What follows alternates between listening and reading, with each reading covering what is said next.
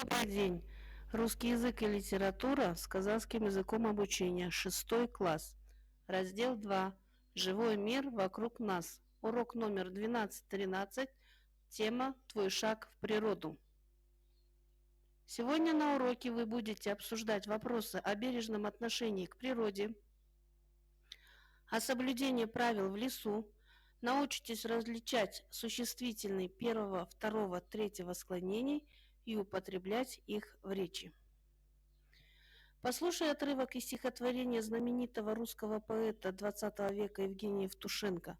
Как вы думаете, о чем мы будем говорить на уроке?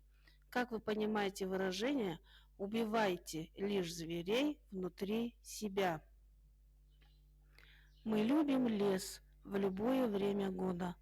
Мы слышим речек медленную речь. Все это называется природа. Давайте же всегда ее беречь. Берегите эти земли, эти воды, даже малую былиночку любя. Берегите всех зверей внутри природы. Убивайте лишь зверей внутри себя. Итак, былинки, шептун, сабага. Вернемся к нашему вопросу. Как вы понимаете выражение «убивайте лишь зверей внутри себя»? Фраза «убивайте лишь зверей внутри себя» подразумевает, что надо беречь природу, беречь всю окружающую среду, растения и животных. Не убивать зверей, а убивать зверя внутри себя, что означает быть добрее и внимательнее. Склонение – это изменение существительных по падежам и числам. Все существительные распределяются по 3 типам склонения. Склонение существительного определяется по именительному падежу единственного числа. Это начальная форма имени существительного. Упражнение номер 1. Определите начальную форму выделенных существительных в стихотворении Евгения Евтушенко. Года – год, речек – речка, воды – вода, былиночку – былиночка, зверей – зверь, природы – природа. Упражнение номер 2. Прочитайте диалог. Как бы вы ответили на вопрос учительницы? Поделитесь своим мнением. Что такое природа? Спросила учительница. Это деревья, трава, цветы, ответила Айжан. Это домашние животные, сказала Гульнар. Природа – это дикие звери, птицы, рыбы, насекомые, добавил Димаш. Природа – это земля, горы, реки, моря, добавил Мурат. Природа – это все то, что окружает нас и что не сделано руками человека. Но в мире природы человеку особенно дорого и близко все живое – растения и животные, сказала учительница. Природа – это все, что нас окружает и не сделано руками человека. К первому склонению относятся существительные женского рода с окончаниями «а», «я» в начальной форме. Например, трава, земля и небольшая группа существительных мужского рода с теми же окончаниями папа, дядя. Ко второму склонению относятся существительные мужского рода с нулевым окончанием в начальной форме лес, олень, гербарий и существительные среднего рода с окончаниями о, е, небо, поле. К третьему склонению относятся существительные женского рода с нулевым окончанием в начальной форме дочь, сирень, помощь. На конце существительных третьего склонения после шипящих в формах именительного и винительного падежей пишется мягкий знак мышь, ночь, тишь. Так, рассмотрим таблицу 1. Грамматическая таблица склонение существительных.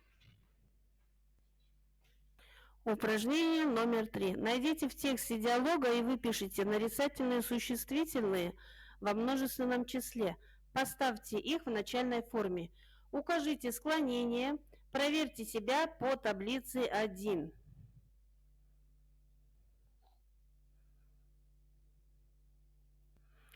Учимся применять правила. Как определить склонение имен существительного? Поставьте имя существительное в форме и именительного падежа единственного числа. Определите род имени существительного, определите окончание имени существительного. По роду и окончанию определите склонение имени существительного. Например, в лесу начался пожар. В лесу начальная форма лес. Лес существительное мужского рода с нулевым окончанием. Мужской род, нулевое окончание, второе склонение. Упражнение номер 4. Ансар получил задание распределить существительные по типам склонения. Он сделал это так, как представлено в таблице. Учитель нашел у него ошибки. Запишите слова в 3 столбика без ошибок. К каким тематическим группам относятся данные существительные? Ваш помощник склонение существительных, таблица номер 2, 3, 4, страница 188-189.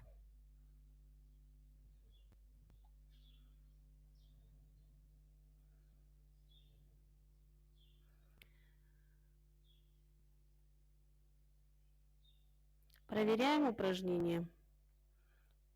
Упражнение номер 5. Прослушайте стихотворение. Какая мысль волнует автора? Какие художественно-выразительные средства использует поэт, описывая пожар?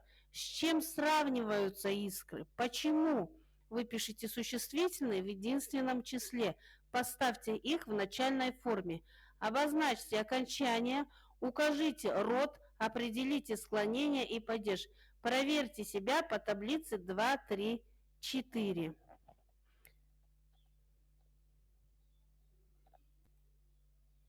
Упражнение номер 6.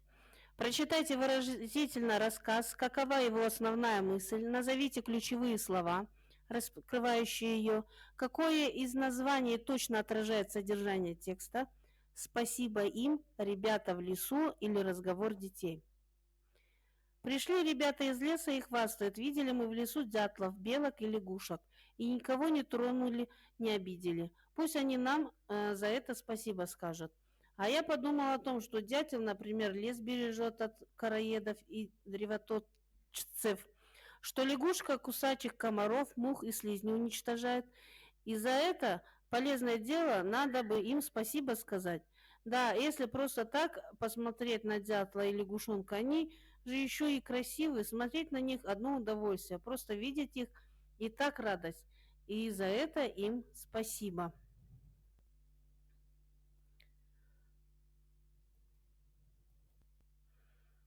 Поговорим, посмотрим. Рассмотри рисунки, устно опишите, что на них изображено, о чем предупреждает автор рисунков.